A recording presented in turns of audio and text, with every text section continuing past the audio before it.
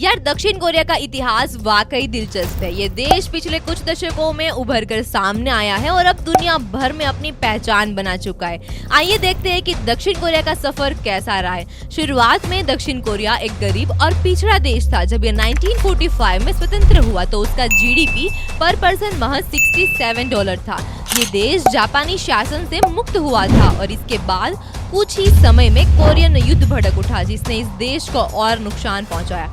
लेकिन 1960 के दशक में दक्षिण कोरिया के नेता पाक चंग ही ने इस देश के लिए एक नई दिशा तय की। इन्होंने देश में कड़ी मेहनत और अनुशासन की संस्कृति बनाई और एक्सपर्ट बेस्ड इकोनॉमी को बढ़ावा दिया। क्या आपको अपने देश की जीडीपी को बूस्ट करना है? Open gangnam style। क्या आपको अपना कल्चर वर्ल्ड वाइड फैलाना है? Open gangnam style।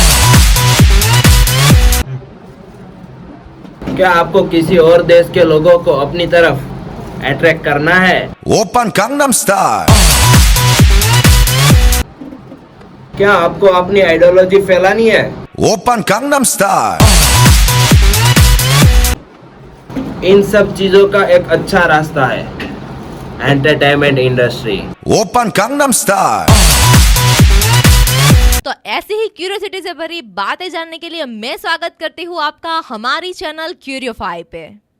दक्षिण कोरिया का आर्थिक विकास काफी तेज हुआ और 1960 के दशक के अंत तक इसका जीडीपी पर पर्सन $100 से ज्यादा हो गया था। 1970 और 1980 के दशक में ये देश दुनिया की सबसे तेज गति से बढ़ने वाली अर्थव्यवस्थाओं में से एक बन गया। लेकिन ये सफलता इतनी आसान नहीं थी। दक्षिण कोरिया को कई चुनौतियों का सामना करना पड़ा, जैसे कि पॉलिटिकली इंस्टेबिलिटी, डिक्टेटरशिप और साथ ही साथ कई और औद्योगिक दुर्घटनाएं भी हुई। फिर भी दक्षिण कोरिया ने इन सब से लड़कर अपना रास्ता बनाया। 1980 के दशक के अंत में ये देश एक भरोसेमंद लोकतांत्रिक व्यवस्थाओं में परिवर्तित हो गया और ये तब शुरू हुआ जब दक्षिण कोरियाई सांस्कृतिक क्रांति का दौर, जिसे हैल्यू के नाम से जाना जाता है, K-pop म्यूजिक, कोरियन ड्रामा और फिल्में दुनिया भर में लोकप्रिय हुई और दक्षिण कोरिया को वैश्विक पहचान दिलाने में इन सब से मदद मिली। आज दक्षिण कोरिया एक प्रगतिशील और समृद्ध देश है। ये दुनिया की 12वीं सबसे बड़ी अर्थव्यवस्था है और अपनी तकनीकी उत्कृष्टता और नए विचार के लिए भी जाना जाता है। तो आइए जानते हैं हैल्यू के बारे में कि ये सिर्फ कोरोना की वजह से फेमस हुआ है या फिर इसके पीछे कोई और राज भी छिपा हुआ है। हैल्यू एक चाइनीज वर्ड है जिसका मूल शब्द हैन, जिसका मतलब होता है कोरियन, और र्यू जिसका मतलब होता है वेव, यानी कि इस पूरे वर्ड का मतलब है कोरियन वेव। 1990 के दशक के आरंभ से ही दक्षिण कोरिया ने अपने संगीत, टीवी शो, फिल्मों और खाद्य पदार्थों के माध्यम से एक नया सांस्कृतिक एक्सपर्ट मॉडल बनाया है और इसे हैल्यू या कोरियन वेव के नाम से जाना जाता है। शुरुआत में के-पॉप संगीत ने ही इस क्रांति की शुरुआत की। ग्रुप जैसे कि BTS, ब्लैकपिंक और PSY ने दुनिया भर में कोरियाई संगीत की लोकप्रियता को बढ़ावा दिया। इन कलाकारों ने अपने अद्भुत डांस मूव्स, कैंची मेलोडीज और फैशन स्टाइल से लोगों को अपना दीवाना बना दिया। साथ ही कोरियन टेलीविजन सीरीज और फिल्में भी वैश्विक दर्शकों के बीच काफी लोकप्रिय हुई। शोज पारिवारिक और रोमांटिक थीम पर केंद्रित रहे हैं और इन्होंने दर्शकों को अपनी ओर भी खींचा है। इसके अलावा कोरियन खाद्य पदार्थों ने भारतीयों के बीच में काफी प्रचलन पाया है। किमची, बोबा और बारबेक्यू जैसे व्यंजन अब भारत में भी लोकप्रिय हो चुके हैं। लेकिन हैल्यू की सफलता केवल कला और संस्कृति तक ही सीमित नहीं है, इसने दक्षिण कोरिया की अर्थव्यवस्था को भी बढ़ावा दिया है। हैल्यू से जुड़े उद्योग अब दक्षिण कोरिया के जीडीपी का लगभग 6% हिस्सा है।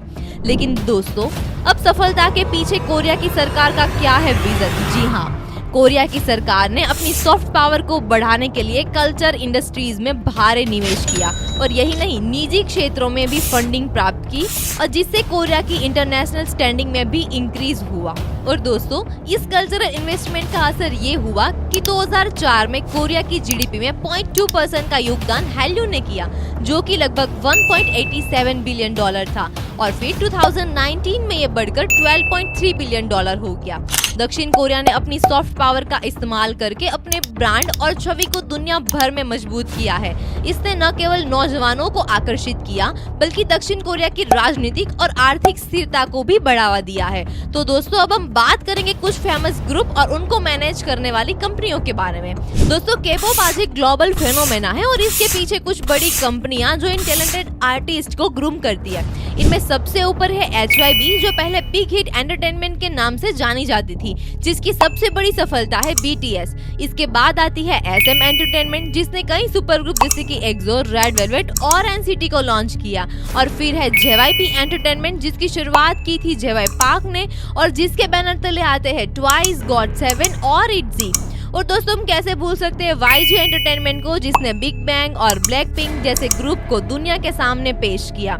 इन कंपनियों के अलावा कई हैं जैसे कि क्यूब, FNC, स्टारशिप और वुलिम जो K-pop दुनिया में सबसे अलग पहचान बना रही है। दोस्तों ये कंपनियां सिर्फ आर्टिस्ट को मैनेज ही नहीं करती बल्कि उन्हें ट्रेन भी करती है। इनके म्यूजिक प्रोडक्शन से लेकर उनके पर्सनल डेवलपमेंट तक में उनकी मदद करती है। आज हम बात करते हैं कुछ आंकड़ों के बारे में। अभी तक के आंकड़ों के मुताबिक कोरियाई मनोरंजन उद्योग का कुल बाजार पंजीकरण 2023 में करीब $105 बिलियन था। आंकड़े पिछले 5 सालों में लगभग 2 गुना हो गए हैं। BTS जो K-pop के सबसे बड़े नामों में से एक है, उसने 2020 में अपनी एजेंसी बिग हिट एंटरटेनमेंट के लिए $796 मिलियन अमेरिकी डॉलर की बिक्री की थी। BTS ने दक्षिण कोरिया में 20 मिलियन से अधिक एल्बम बेचे हैं। इस उद्योग का GDP में लगभग 6% का योगदान है, यानी कि कोरियाई अर्थव्यवस्था का एक महत्वपूर्ण हिस्सा है।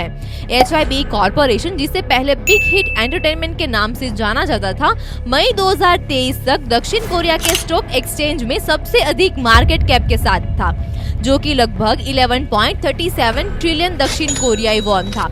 BTS के फैंस की संख्या जो आर्मी के नाम से जानी जाती है, BTS के फैंस ने एक सर्वे में 5 लाख से अधिक प्रतिक्रियाएं दी। यह दर्शाता है कि K-pop का फैन बेस कितना विशाल है।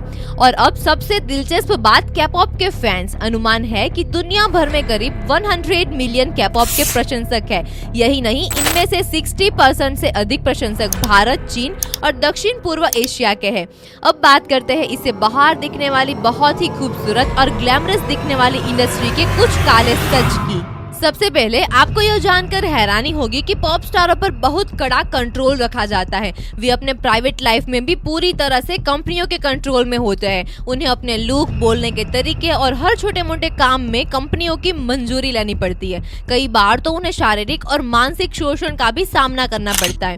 इसके साथ ही पॉप स्टार्स पर बहुत ज्यादा दबाव होता है। उन्हें लगातार परफॉर्म करना होता है और अगर वे किसी भी तरह की गलती करते हैं तो उन्हें भारी मात्रा में सजा दी जाती है।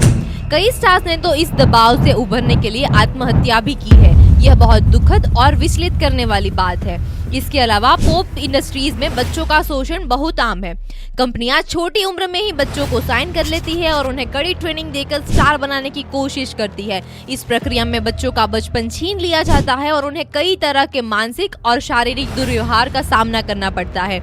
कई बच्चों ने तो इस शोषण से परेशान होकर आत्महत्या भी की है। इसके साथ ही K-pop इंडस्ट्रीज में नस्लीय भेदभाव और लैंगिक भेदभाव भी बहुत आम है। कंपनियां अक्सर सुंदर और आकर्षक लुक वाले लोगों को प्राथमिकता देती है और उनके साथ भेदभाव करती है। इससे कई K-pop कलाकारों को बुरी तरह से प्रभावित होना पड़ा है। इन सब मामलों में K-pop कलाकारों को अक्सर न्याय नहीं मिलता है। वे अपने अधिकारों के लिए लड़ाई करने की हिम्मत भी नहीं जुटा पाते, क्योंकि उन्हें डर लगता है कि अगर वे ऐसा करेंगे तो उन्हें उनकी जॉब से निकाल दिया जाएगा। ये कलाकार अक्सर कंपनियों के कठोर नियमों और शर्तों के तहत कार्य करते हैं।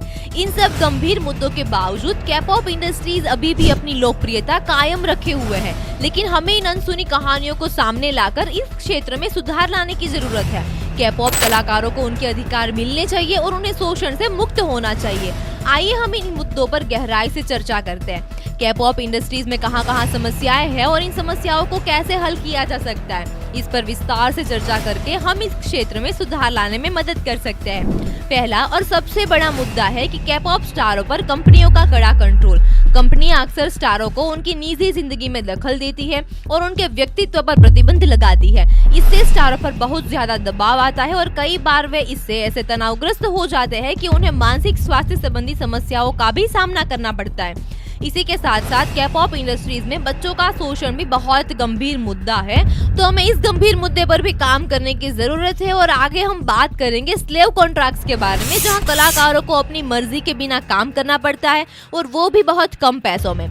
स्लेव कॉन्ट्रैक्ट्स में इन स्टार्स को कंपनी के द्वारा एक कॉन्ट्रैक्ट साइन करवाया जाता है जो कि मिनिमम 7 से 15 सालों तक चलता है। इनमें ट्रेनिंग पीरियड नहीं गिना जाता है। इन लोगों की ट्रेनिंग मिनिमम 5 सालों तक चलती है और ट्रेनिंग के बाद भी इन लोगों को अपनी पर्सनल लाइफ नहीं जीने दी जाती। इनको डेटिंग, फैमिली के साथ रहना, मोबाइल का यूज करना, इन सब बातों पर पाबंदी होती है। तो ये सब बातें सुनकर क्या आप भी K-pop स्टार बनना चाहोगे? नीचे कमेंट करके जरूर बताना गाइस। तब तक के लिए आप जुड़े रहिए क्यूरियोफाई के साथ।